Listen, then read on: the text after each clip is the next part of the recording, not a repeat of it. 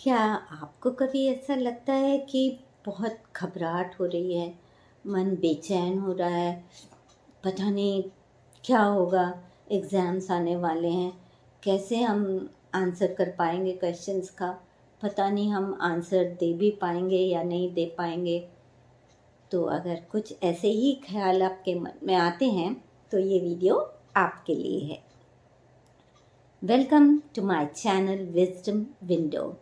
I am Dr. Sunita Balani, a consulting psychologist, educationist, and an NLP practitioner with having 27 years of experience in this field. Okay, तो आज हम बात करते हैं exam stress या anxiety की। अगर आपको ऐसा फील होता है कि आप पता नहीं कल क्या कर पाएंगे या आपके एग्ज़ाम्स आने वाले हैं, क्या होगा एग्ज़ाम्स में, कहीं हम फेल तो नहीं हो जाएंगे, बहुत घबराहट और बेचैनी होती है, तो आपको पता है ये 80% स्टूडेंट्स के साथ ऐसा ही होता है। तो आप अकेले नहीं हैं इस भीड़ में, हर एक के साथ ये होता है। और ये कब कब होता है? ये तब होता है जब हम लाइफ में चैलेंजेस को फेस करते हैं। और जब भी हम चैलेंजेस को फेस करते हैं तो ऑप्टिमम लेवल का स्ट्रेस बहुत ज़रूरी भी होता है।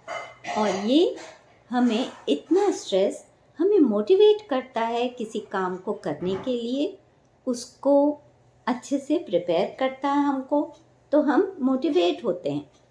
हाँ, अगर यही स्ट्रेस, इसका लेवल अगर बढ़ जाता है और आपकी दिनचर्या को प्रभावित करता है, आप सो नहीं पाते हैं, आपको नींद नहीं आती है, आप बहुत घबराहट महसूस करते हैं, तो ज़रूर आपको कुछ हेल्प की ज़रूरत है। तो हम बात करते हैं आज इसी टॉपिक पर। हम आपको कुछ टिप्स बताएंगे कि कैसे आप अपने इस स्ट्रेस को डील करें। तो अगर आप ये सोचते हैं कि क्वेश्चंस कैसे आएंगे, किस तरह का क्वेश्चन पेपर होगा, पता नहीं मैं क्वेश्चंस का आंसर कर पाऊँगा या कर पाऊँगी भी या नहीं, तो मैं आपको बता दूं कि आप जो भी सोच रहे हैं वो सोच रहे हैं फ्यूचर के बारे में। क्योंकि फ्यूचर में क्वेश्चन पेपर क्या आएगा, कैसा होगा, नोबडी नोज। फ्यूचर का प्रेडिक्शन हम नहीं कर पाते, और हम जी रहे हैं तो किसको, हम परेशान हो रहे हैं तो किसको लेकर के, अपने फ्यूचर को लेकर के। अब जिसको हमने देखा नहीं और जिसकी हमें पता ही नहीं क्या होगा, वो एक हमारे अंदर डर पैदा कर रहा है। तो हमें इस डर को डील करना है। और जब जो चीज़ हमारे हाथ में नहीं है, जो हमारे कंट्रोल में नहीं है, उसको सोच करके या उसके बारे में डर के हम अपना आज भी गंवा रहे हैं, समझे आप? तो हमें सबसे पहले कंट्रोल किसको करना है, क्योंकि फ्यूचर हमारे हाथ में नहीं है और जो बीत चुका समय वो भी हमारे हाथ में नहीं। तो हमारे कंट्रोल में क्या है? हमारे कंट्रोल में है आज और अभी का समय। तो हम आज बात करेंगे कि आज आप अपने आज को, आप अपने इस प्रेजेंट को कैसे मैनेज करें, अपने डर को कैसे मैनेज करें। तो इसके लिए ज़रूरी है कि आप एक शेड्यूल बनाएं, टाइम टेबल बनाएं। तो इसके लिए आपको क्या करना होगा? आपको अपना पूरा टाइम टेबल बनाना होगा हर दिन का। कितने दिन एग्ज़ाम्स में बचे हैं अब, और आपके पास कितना कोर्स बचा है पूरा करने के लिए। क्या आपके पास बहुत समय है तो आप अपनी तैयारी अच्छे से कर सकते हैं, लेकिन अगर समय कम है तो आप उसको कैसे बांट सकते हैं अपने कोर्स के हिसाब से। और कॉम्प्लेक्सिटी ऑफ द सब्जेक्ट, जो टॉपिक्स आपको बिल्कुल नहीं आते हैं, उनको आप कैसे शेड्यूल करें। इसके लिए ज़रूरी है कि आप अपने जो टफ़ टॉपिक्स हैं आपके लिए, जो आपको ज़्यादा मुश्किल लगते हैं, आप उसके लिए थोड़ा ज़्यादा समय अपने टाइम टेबल में रखेंगे। और जो आपके लिए इजी हैं या जिनको आपको सिर्फ रिवाइज करना है, उसके लिए आप कम समय रख सकते हैं। हाँ, इस कड़ी में आप ये ना भूल जाइएगा कि आपको अपना भी ध्यान रखना है, right? Self care is the most important.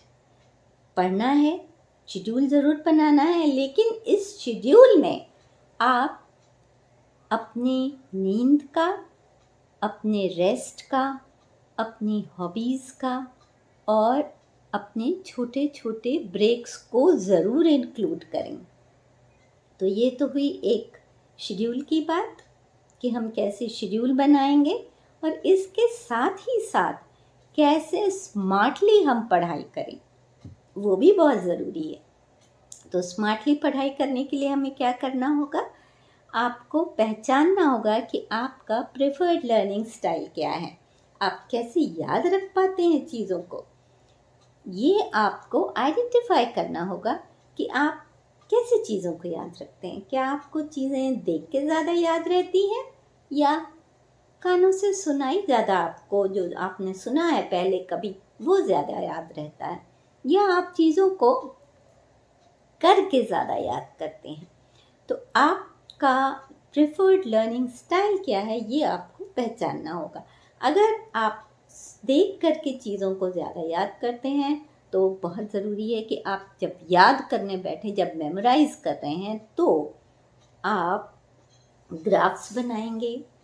Graphical representation के बेसिस पर आप याद कर सकते हैं, आप पॉइंट्स बना सकते हैं, आप बुक्स में या कॉपीज़ में अंडरलाइन कर सकते हैं डिफरेंट कलर से, डिफरेंट हाइलाइटर्स से, तो आपको चीज़ें ज़्यादा याद रहती हैं। लेकिन अगर आपको चीज़ें सुन के ज़्यादा याद रहती हैं तो आप बोल बोल करके पढ़ सकते हैं, अपनी ही बात को रिकॉर्ड करके पढ़ सकते हैं, और साथ ही साथ आप उस रिकॉर्डेड ऑडियो को आप बार बार सुने तो आपको चीज़ें याद रहेंगी। और जब आप एग्ज़ाम में लिखने बैठेंगे ना, तो आपके दिमाग में, आपके ब्रेन में जो रिकॉर्डिंग है वो रिप्ले होगी और आपको याद आने लगेगा, if you are an auditive person, right?